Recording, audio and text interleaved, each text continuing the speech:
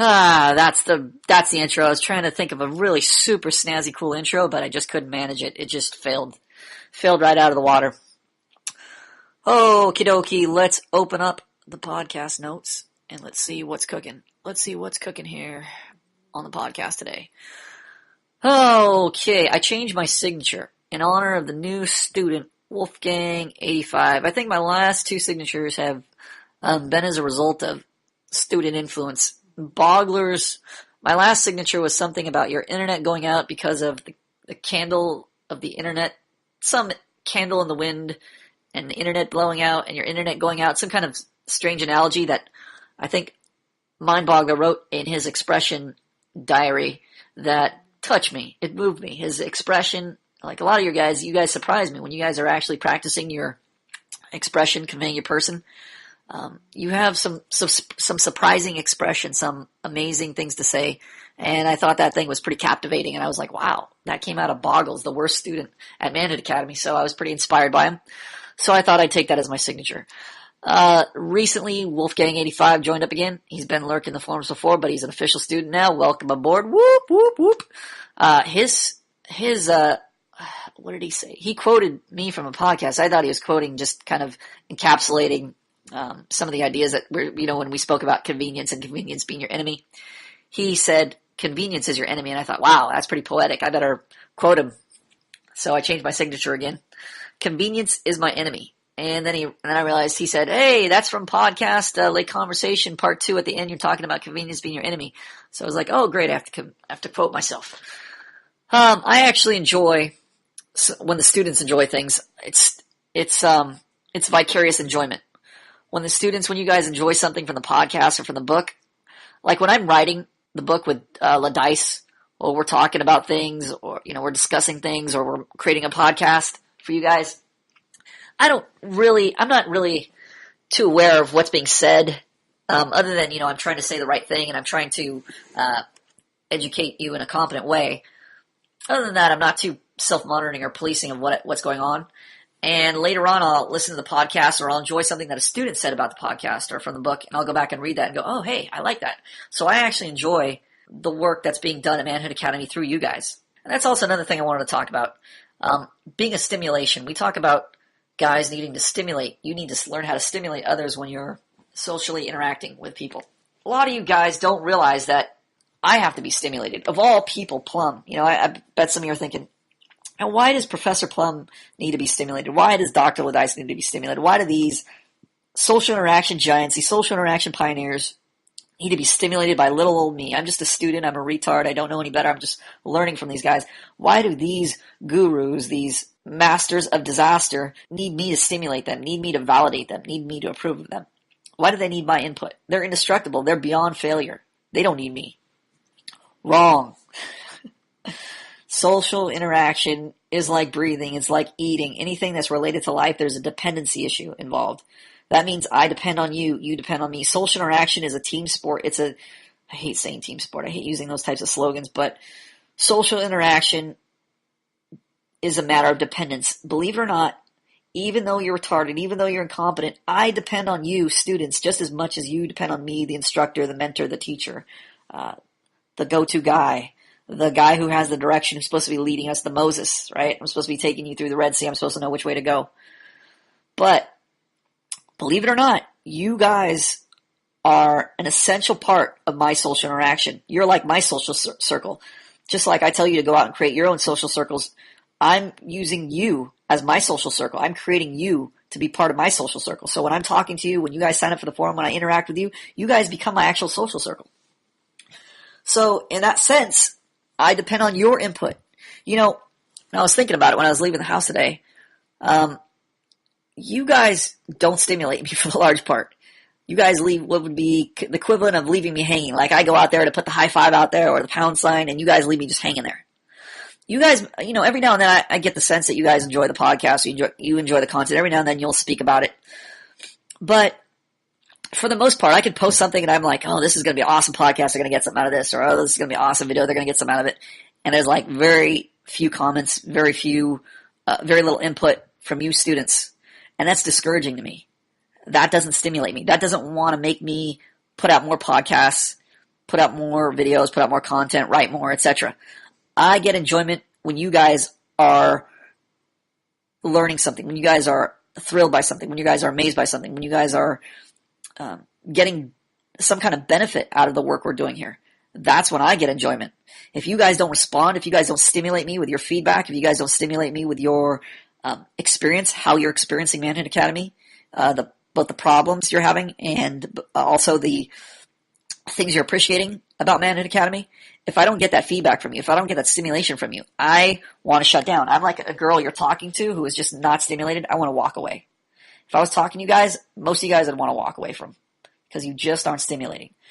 So you guys need to keep it in mind that, nobody is above social interaction. No, just like nobody's above eating, nobody's above breathing.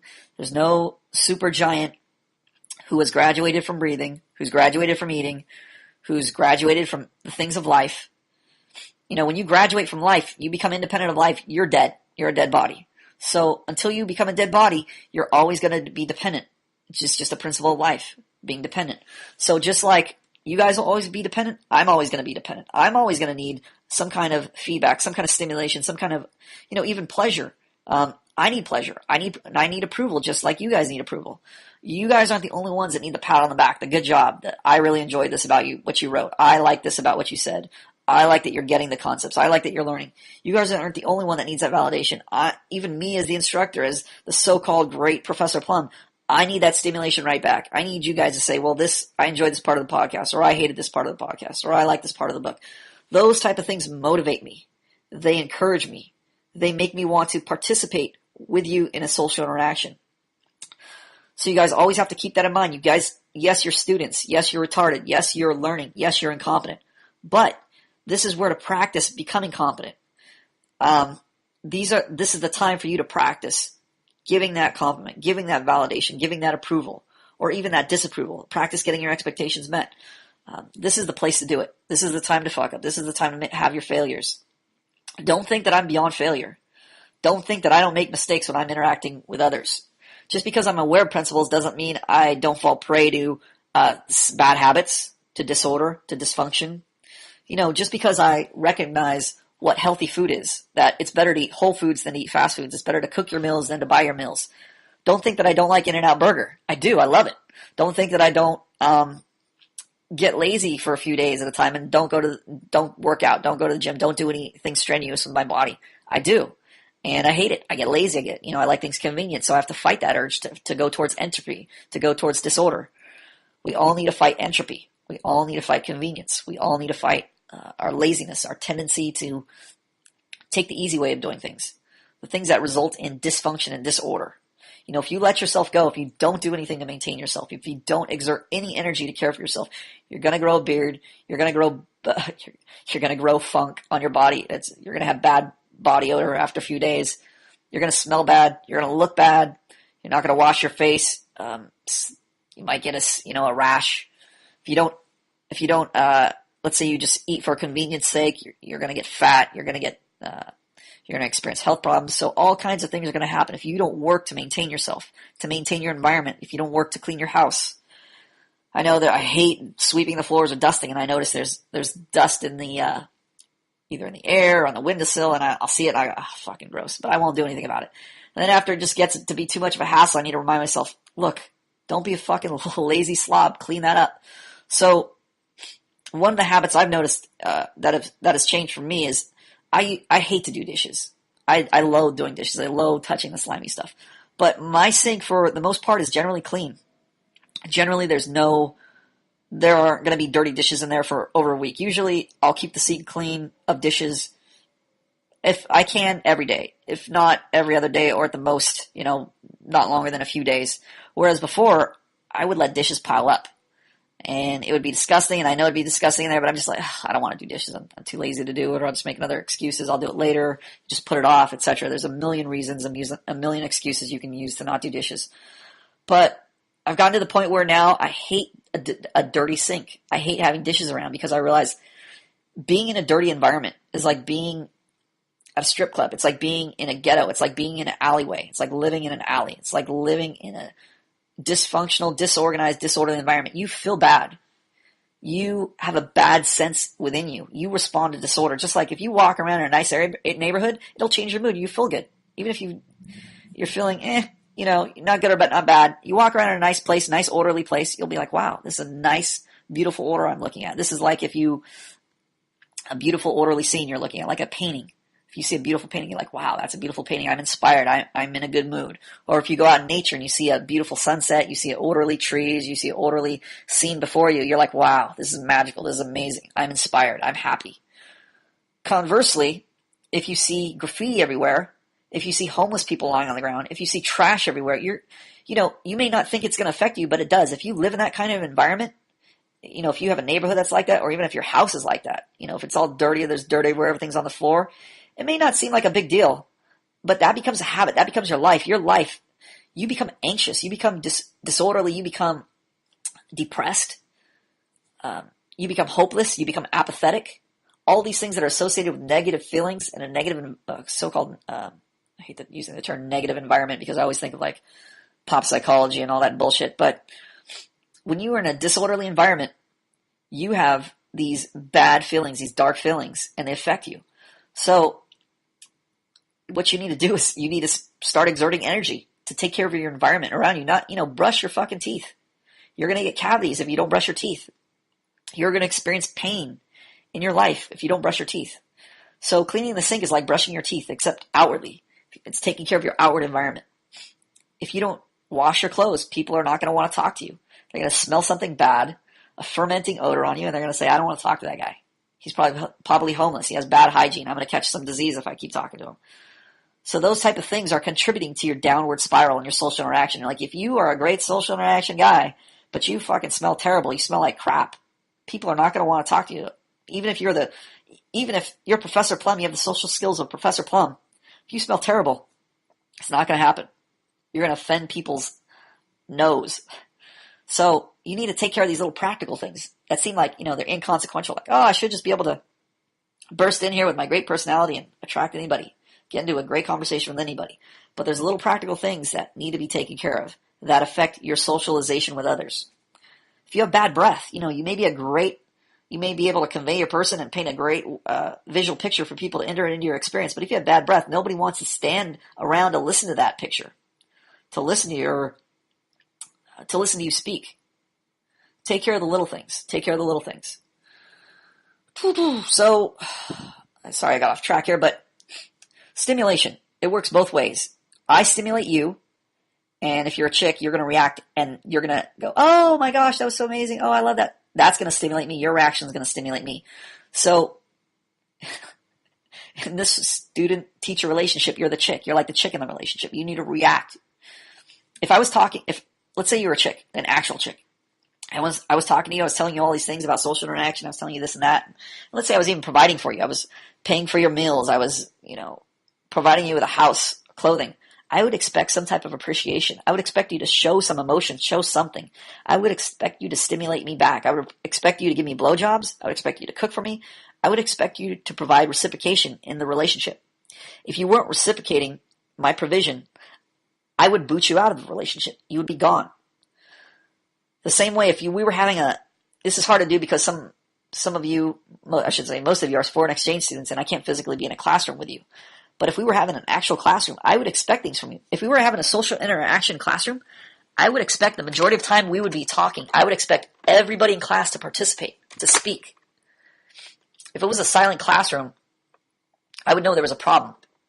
I would know you guys weren't learning anything about social interaction because social interaction is a team sport. It depends on you just as much as it depends on me. If I'm the only one talking, it's a speech. It's not a social interaction. Well, it is a social interaction, but it's a different type of social interaction. If you're not responding, if you're not reacting, if I'm not getting that feedback from you, there's a problem with the social interaction. Just like when you're talking to a girl, if you're the only one talking, there's a problem. If she's not responding, there's a problem.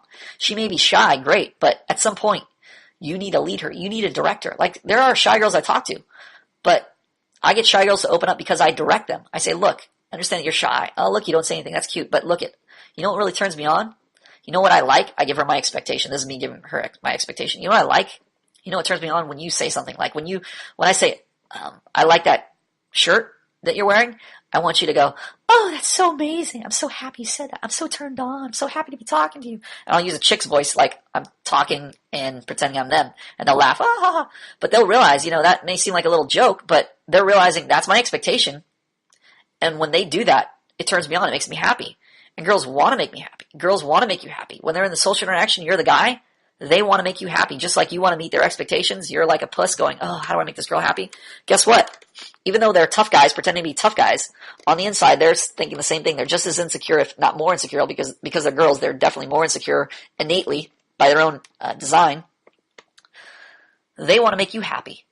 But as a guy, you have to direct them. You have to not only initiate conversations, but you have to direct them how they should respond. If they're not spontaneously just responding and going, oh, that's so amazing, and then contributing, you should direct them. You should say, look, you should talk about this, or you should say this. I want to know about this. If you can't ask them questions and prompt them that way, you should tell them how they should be responding. If they're too shy to respond with questions or giving you one-word answers, you say, no. That's not what my expectation. I expect you to give this, I want you to give me this long answer. You don't have to phrase everything in technical terms like, my expectation is this. You are being dysfunctional by not contributing to the conversation, to the social interaction.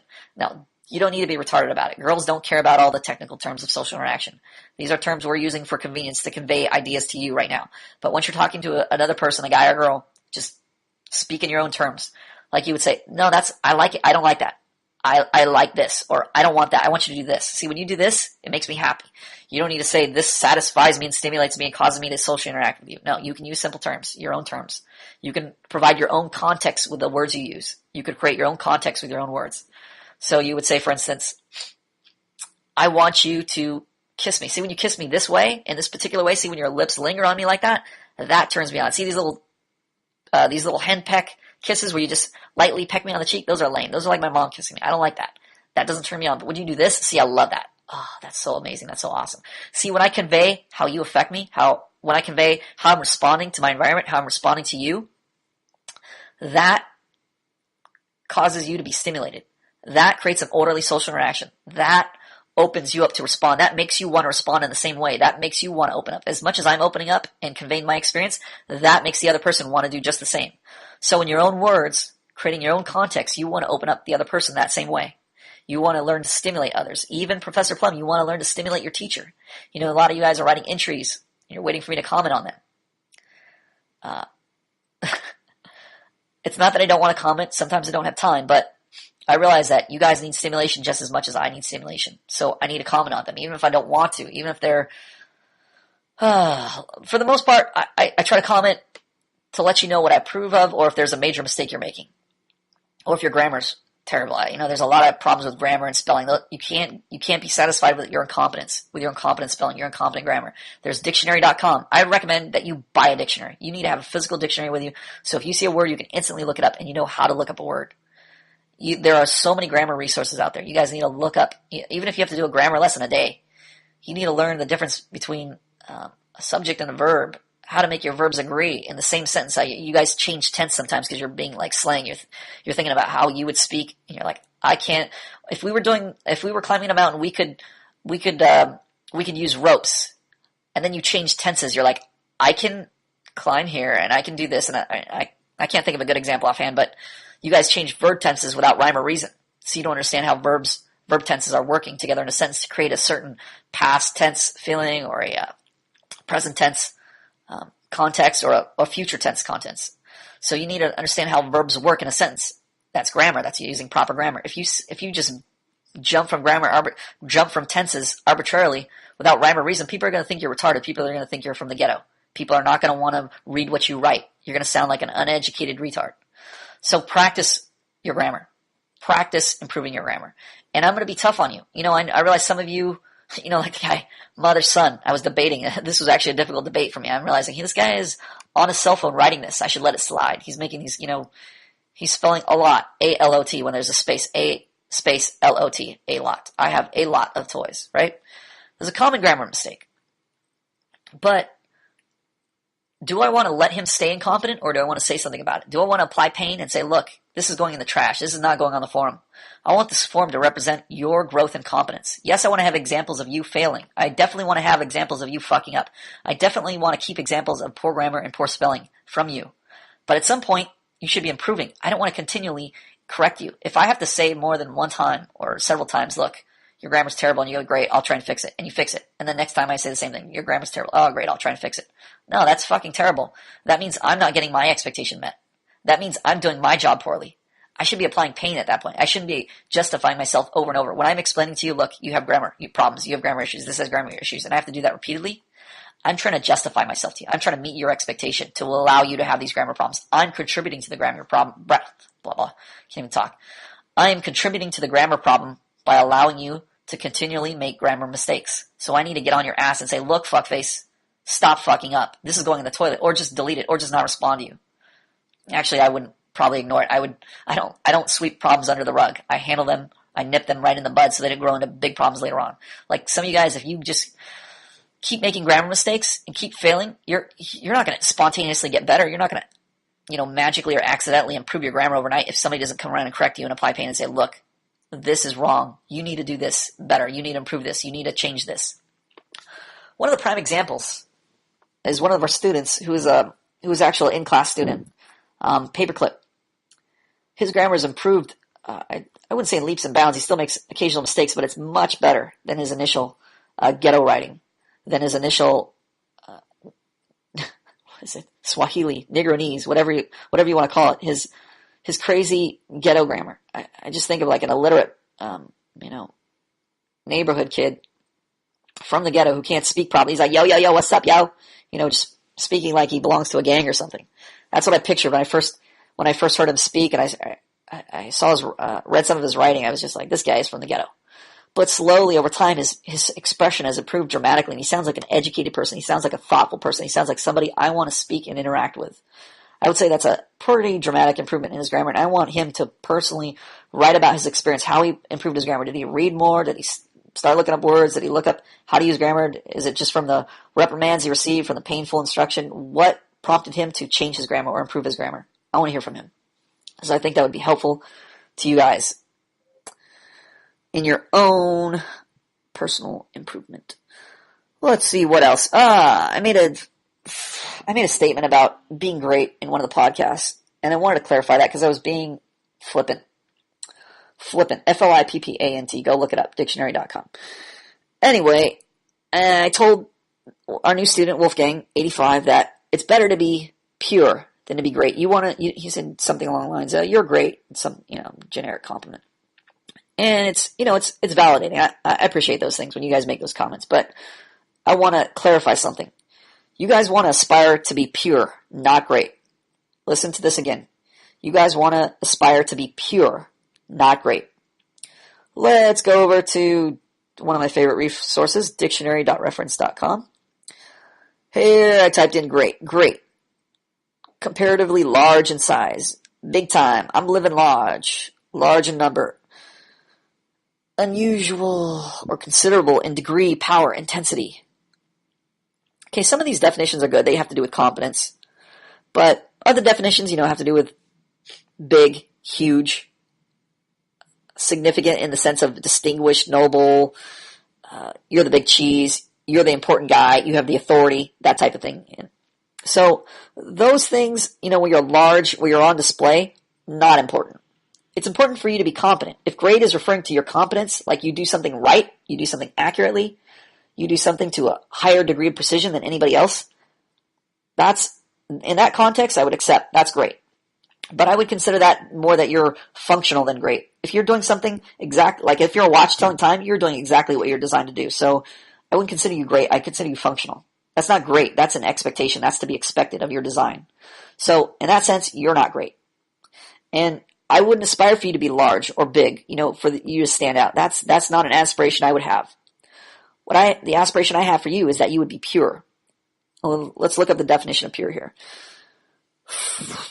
Not inferior. You're unmodified. You're not mixed up. You're not a mixture of different things. You're not on the fence about things. You're pure one way or the other.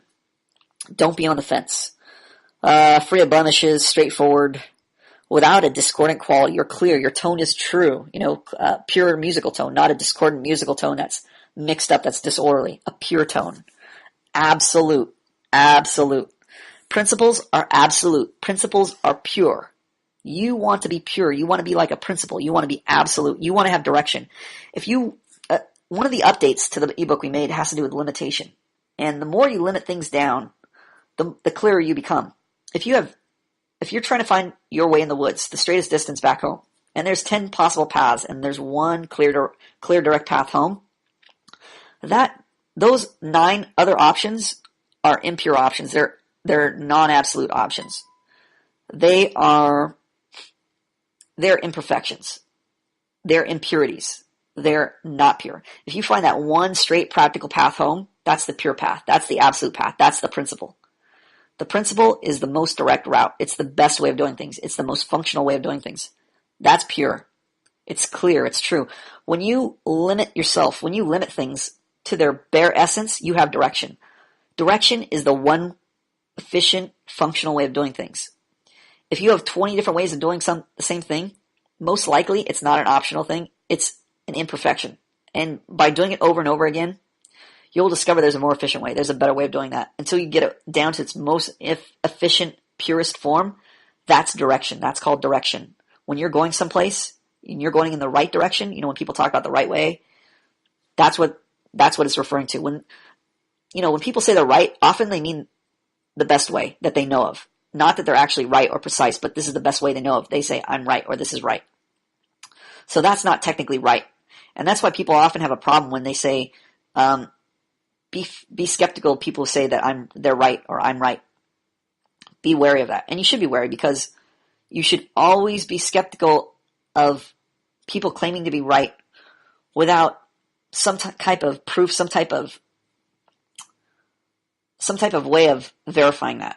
Because again, if you're going to stake your reputation, your life, your way of living, your way of doing things, your welfare on somebody's way, on somebody's method, on somebody's philosophy, you want to be sure it's the absolute best. It's the most functional way of doing things. It's the purest form of that thing. It's the closest to the principle you can come. That is what you want, if not the principle itself. Strive for purity. Strive to have that untainted experience, that pure experience. That experience that most closely resembles the principles, because principles are absolute. Principles are pure, like gravity. There's no dispute with gravity. But gravity, like we use it for a lot of analogies, with our social interactions, with relationships, has a lot of qualities that give you the best experience in life. I'm not speaking about gravity in the physical sense, in the physical world, but I'm using that as an analogy to talk about your experiences, how your social interactions go. If they're in line with gravity, if they're in line with a principle, they will be the most orderly, efficient, satisfying, functional interactions you can have. So you want to strive for purity over greatness. Okay, I had another note on here. I wanted to talk about grammar. There's a lot of little grammar mistakes, and I'm on the fence because I really want the content. I don't want to discourage you by making grammar the main issue, but again, I want to make sure that you guys strive for competence. So, it may seem like a small thing to let one grammar mistake go. It seems like if I make an issue about it, it's too big an issue. But on the other hand, purity means when you're pure, you have pure grammar, pure grammar skills, pure spelling skills. I don't even know if that's possible, but if your grammar is the best it can be, it's free of mistakes.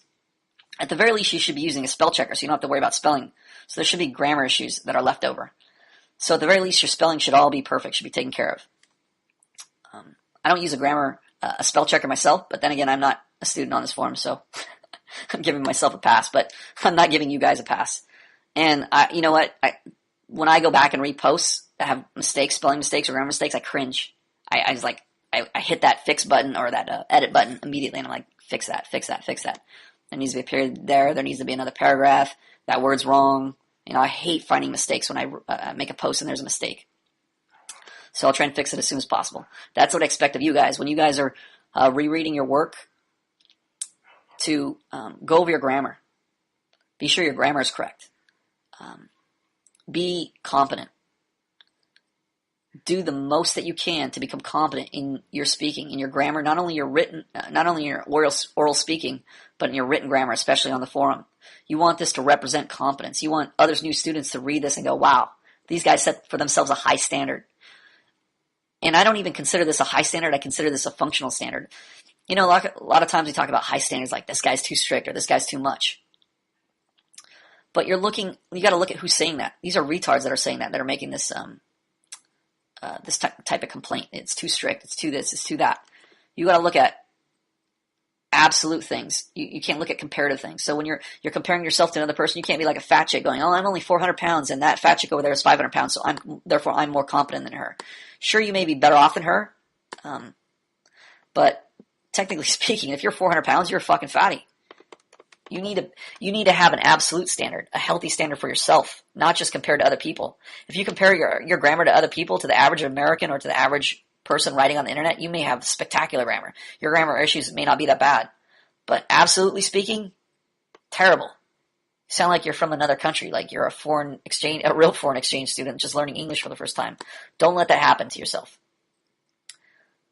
Take the effort, take the time to look up words, have a dictionary with you. If there's a grammar problem, look up that issue on the net. There's plenty of resources. Don't be lazy. Do the work. Do what it takes to become competent in your writing. And before I forget, the chat room, what a fucking travesty.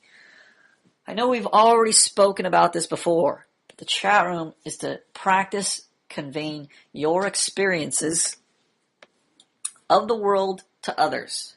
It's to practice conveying your person to others. Let me repeat again. It's to practice conveying your person to others. This is what the chat room is for.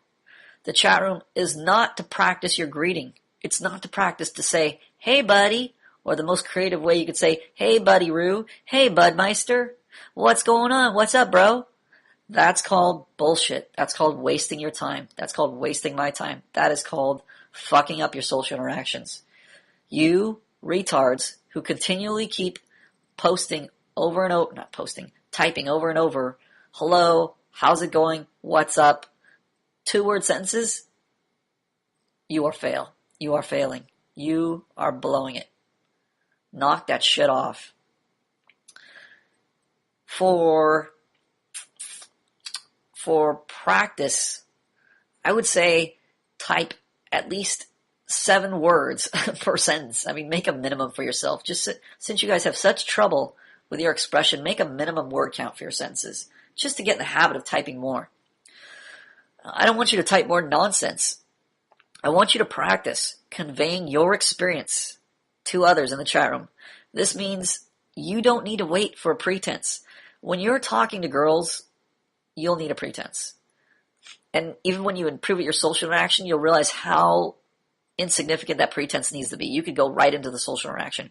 In fact, you could go right up to a girl and just start talking about something. It doesn't even need a pretense. As long as you are directing the social interaction and leading her through what you expect to happen in the social interaction, you don't need that pretense. That pretense is really, it's so insignificant, you won't even realize it.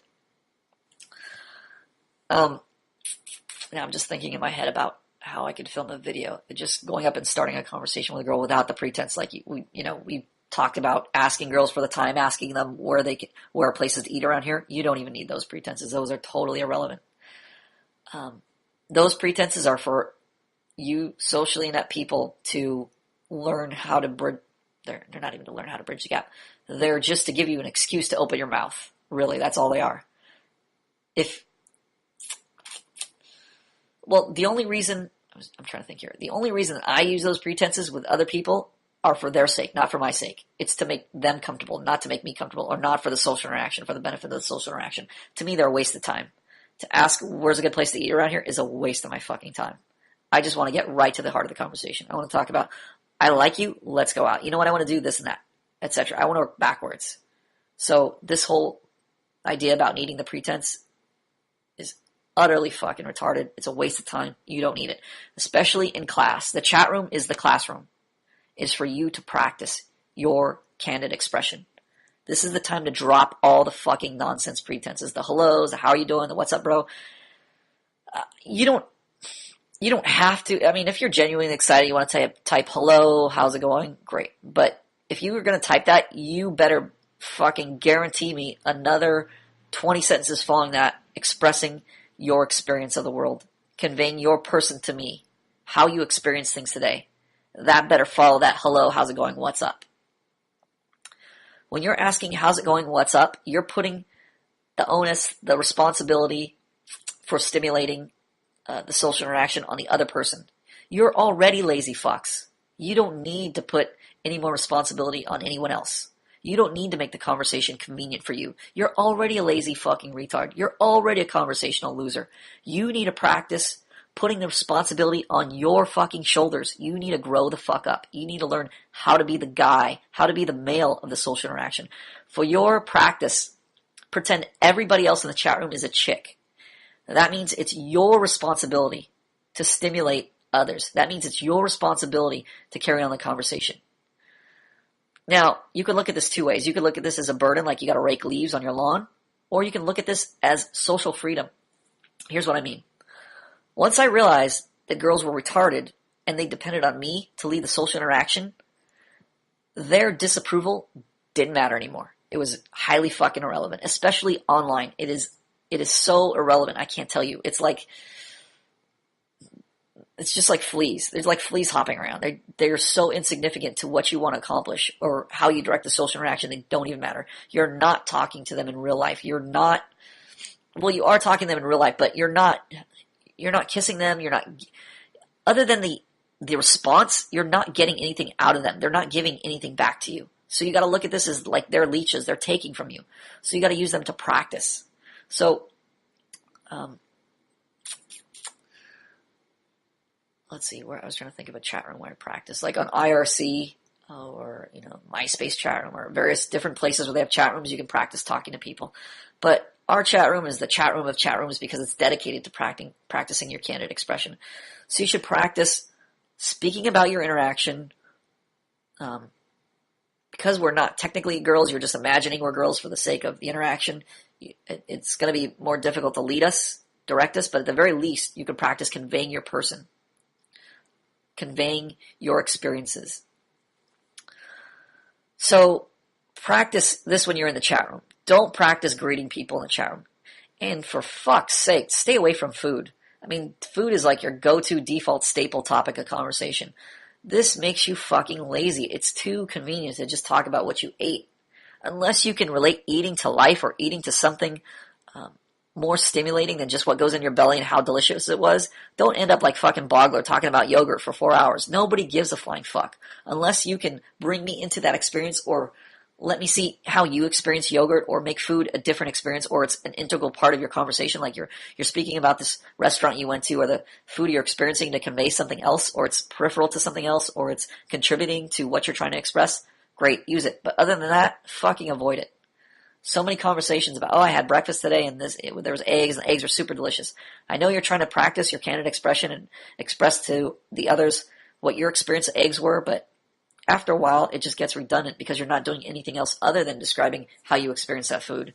Don't stay with food. There's so many other topics. There's not even just topics, but the way you see a certain topic. It can be delved into. It can be dug into more than just a few sentences. A lot of you will just cover a topic like, you had this experience in class. And you'll use 5 sentences to describe that experience in class. You'll think you're done talking about class. What else do you move on to? That is fucking laziness. That is an underdeveloped expression. If you really want to get into it, you could talk about class for the rest of your life, for the rest of the hour, for the rest of the night. You could talk about your experiences in class. But you're just not going deep enough into your experiences. And I don't mean to say that you have to relate your time in class, learning geography to the meaning of life. But within that classroom experience, there are so many details, minute details you can talk about. There's so many degrees and shades of your experience that you can discuss. You can talk about how the teacher makes you feel, what the teacher makes you think of, what the other students make you think of. What you learn in class, how you feel about the class, how you feel about the subject matter, how it relates to what you're studying. There's so many things you could talk about that relate to just the classroom, not even your whole experience of the day, but just the classroom experience. So take the time to ask who, what, when, where, why, how of the classroom, to dig into deeper topics about the class, not just the depth of the meaning of your conversation, but I'm talking about the degree, the texture of your conversation, the the degree of your experience. Start asking your how and why questions. Like, why am I in class? To get an education. Why do I want to be educated?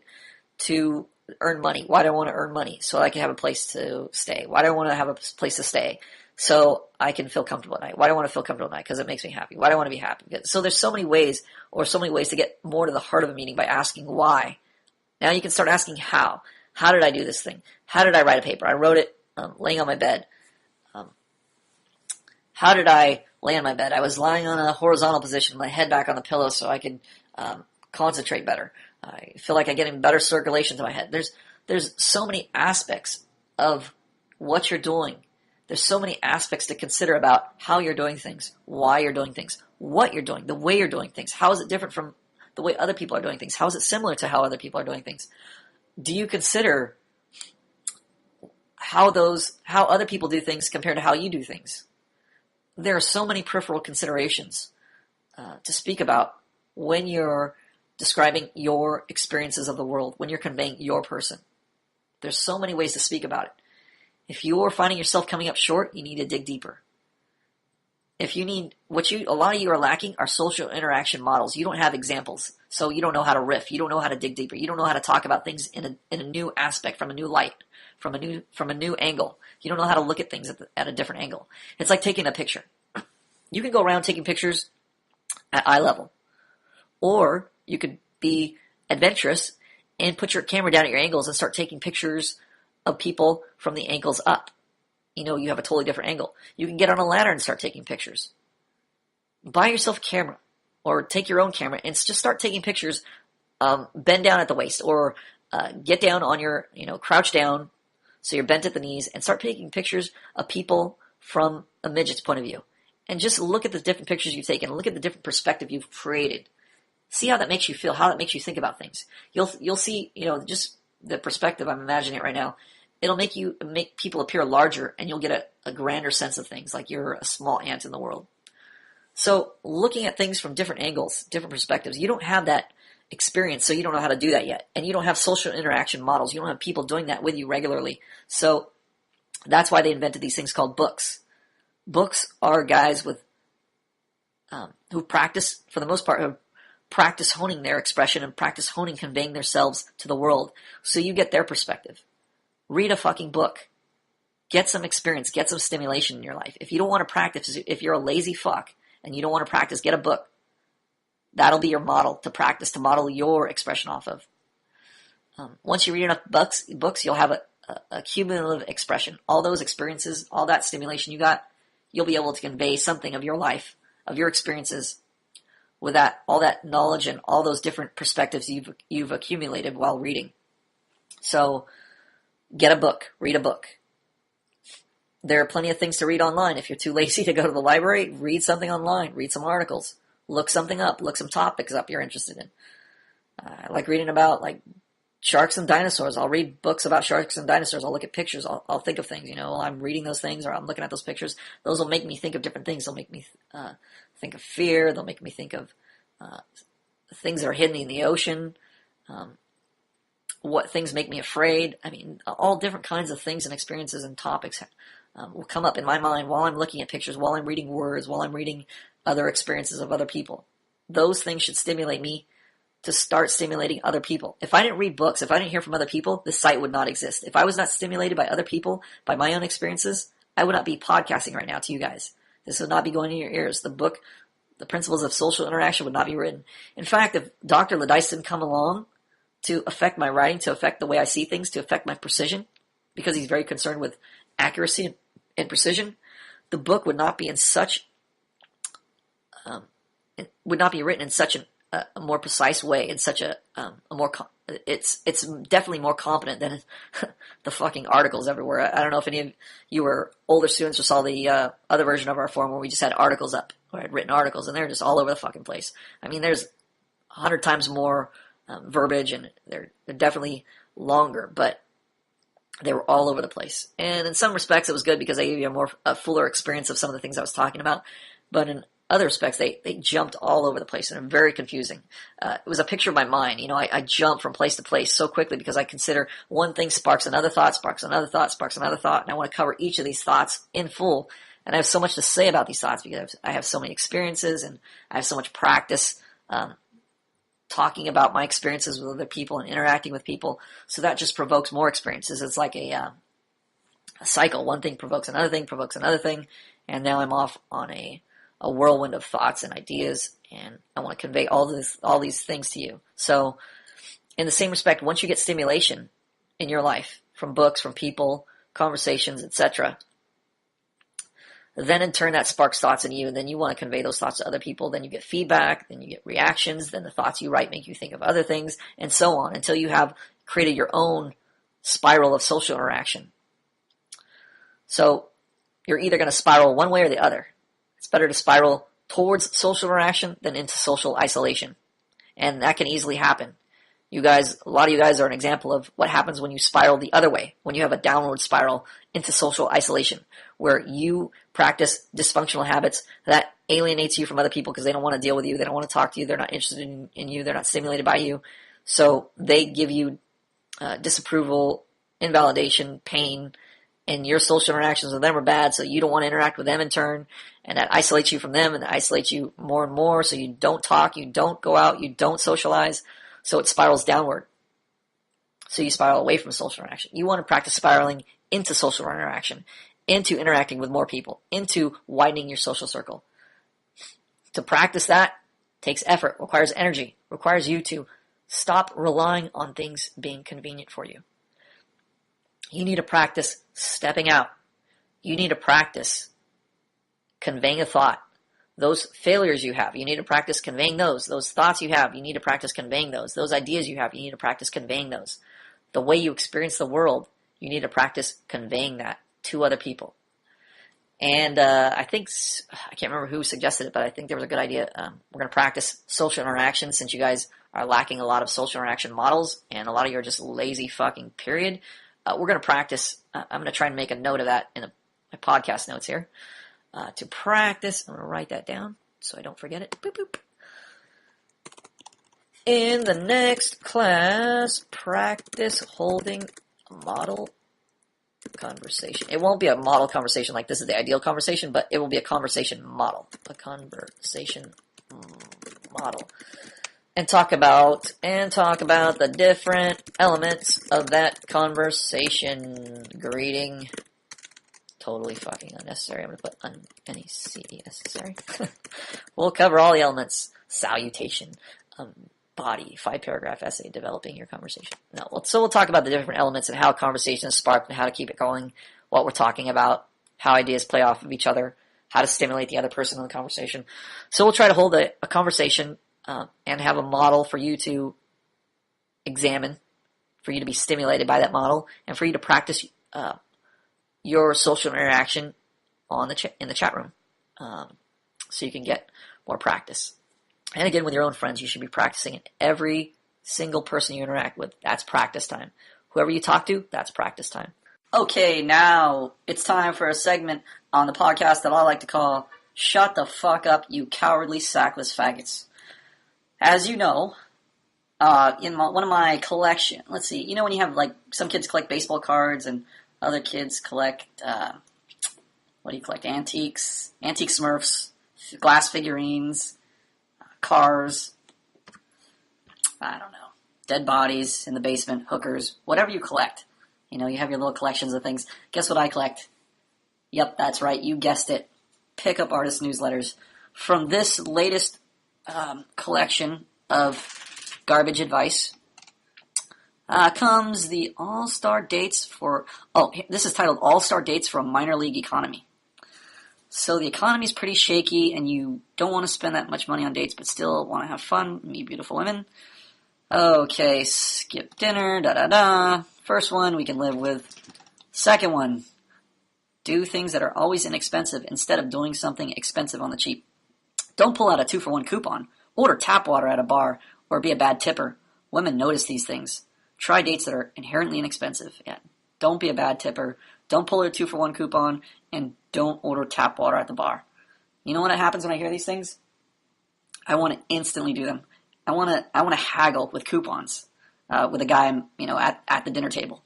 I want to order 20 bottles of water now. I want to leave zero and explain to my date, quote, quote, my date, that I'm leaving zero tip or taking money away from the tip because I feel the service was terrible or that I just don't tip on principle.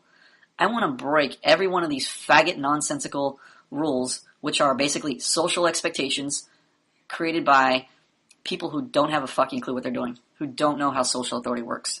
They are being ruled by social authority. They are being ruled by these expectations that they seemingly have no influence over. They're just helpless little puppies. They just go along for the ride. And we'll see on one of the later tips how that even plays into their philosophy. Okay, so you got some tips. Take girls to the track. Actually, this one sounds kind of interesting. I want to take girls to the horse races. Because that just sounds fun to me, just going to the track. But the date idea is just incidental to that. But I'd like to go to the track, actually. Everything I do, it's something I want to do. Plus, I'll bring somebody along with me, like the girl along with me. If I'm actually meeting a girl for a date, usually I'll take her to, like, Starbucks. And I won't even necessarily refer to it as a date in the context of, hey, get ready, get dressed up, we're going out for a night out in the town. I just say, let's meet up over here, and we'll figure it out, or play by ear. And that's basically my date. I like to stay there spend as little time as possible, Starbucks or at any coffee shop or I meet up at. So any place I'm reading is just a pretense to, again, socially interact with her and attract her.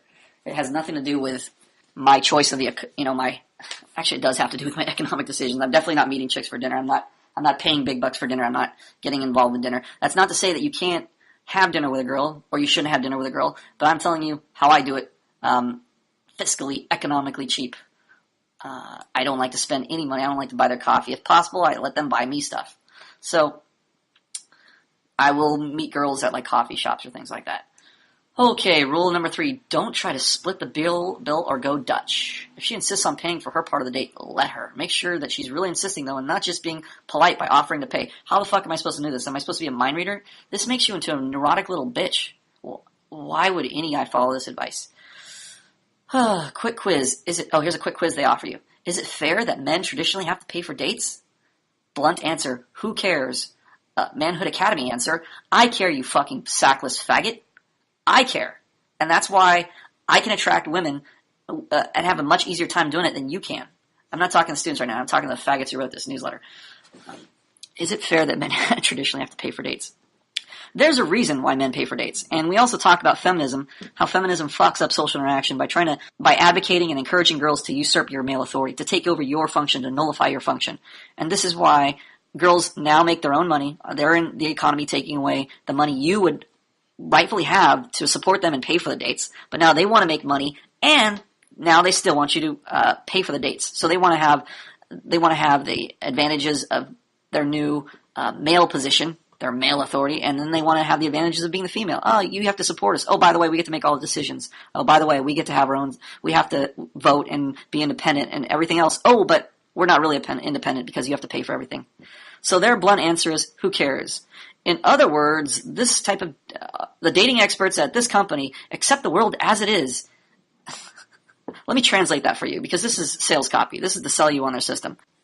They're saying, look, we are sackless faggots. We don't know how to get our expectations met.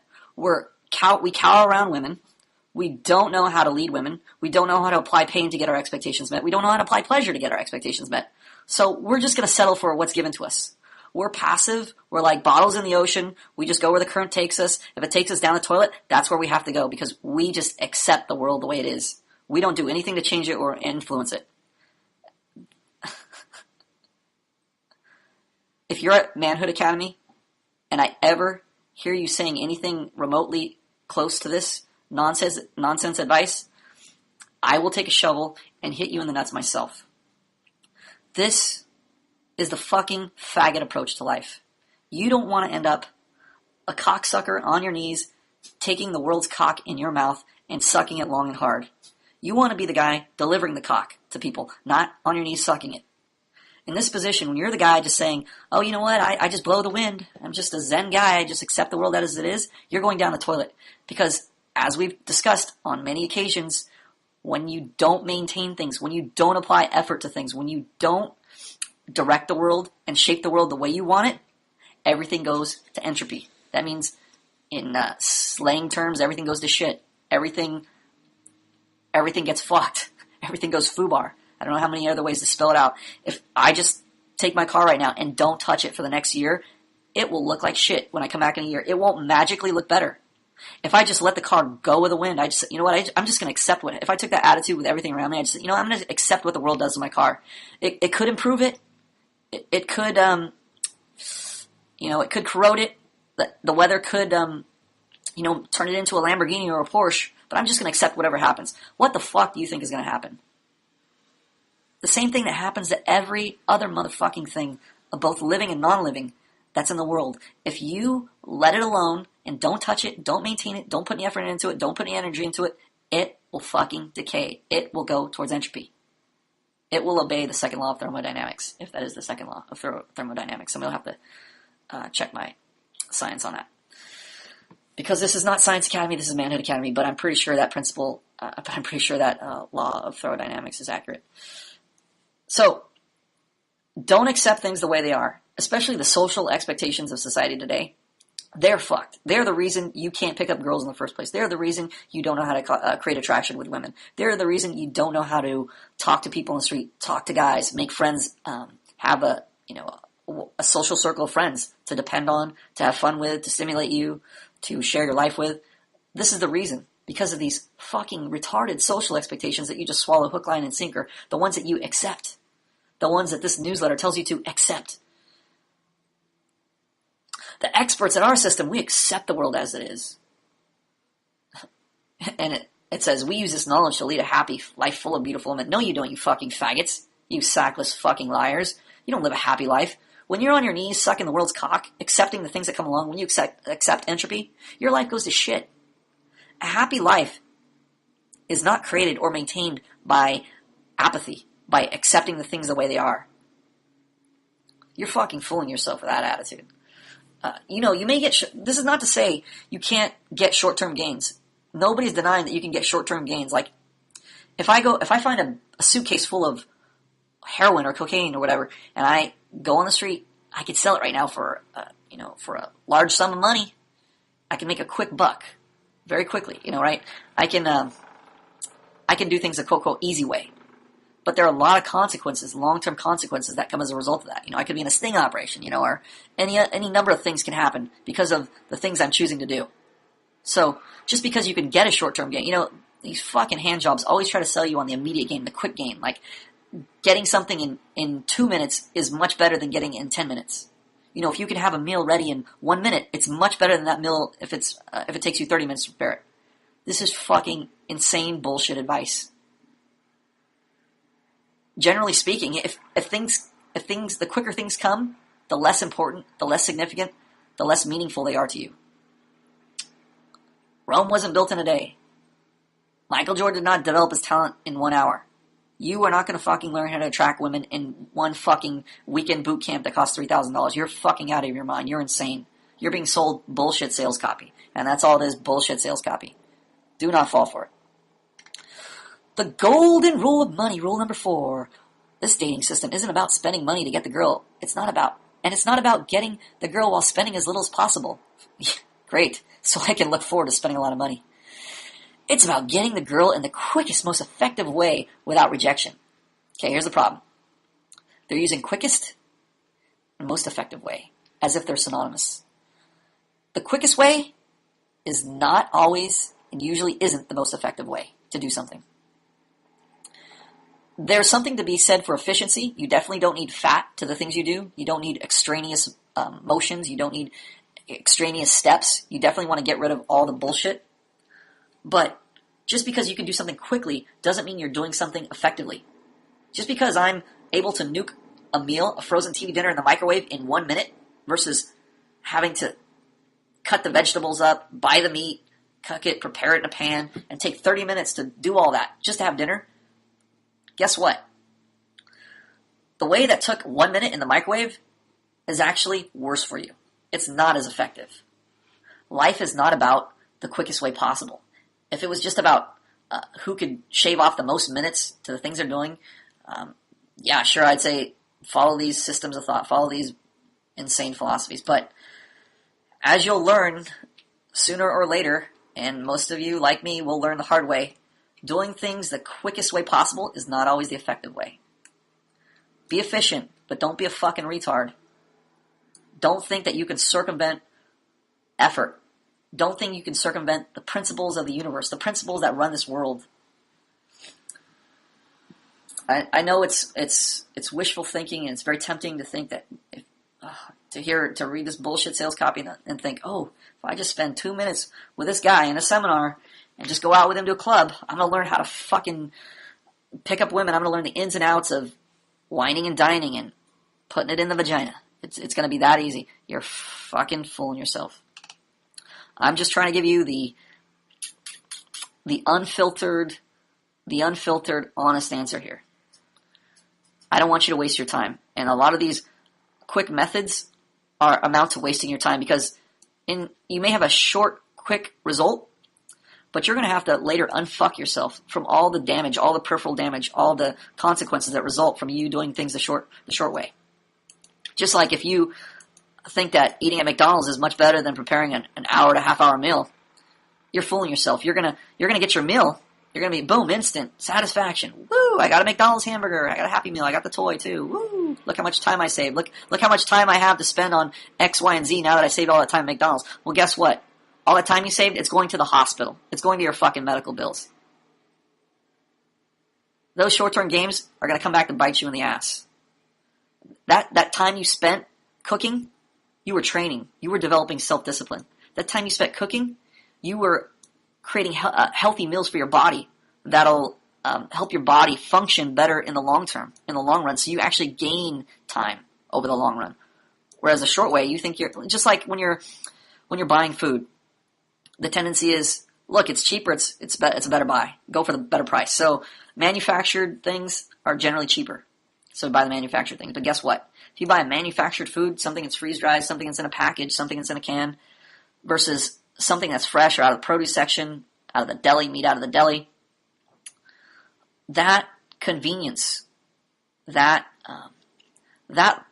price on that food, you're going to pay for it in the long run, in terms of your medical bills, in terms of all the other things that that happen to the environment. And I'm not going to get hippie on you right now, but there's so many other consequences to this short-term convenience that you've created.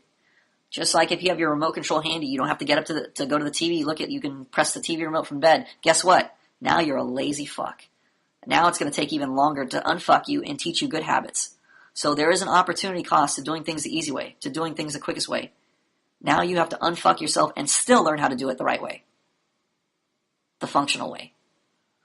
Keep that in mind. Until we meet again. Manhood Academy Podcasting. See you sirs later.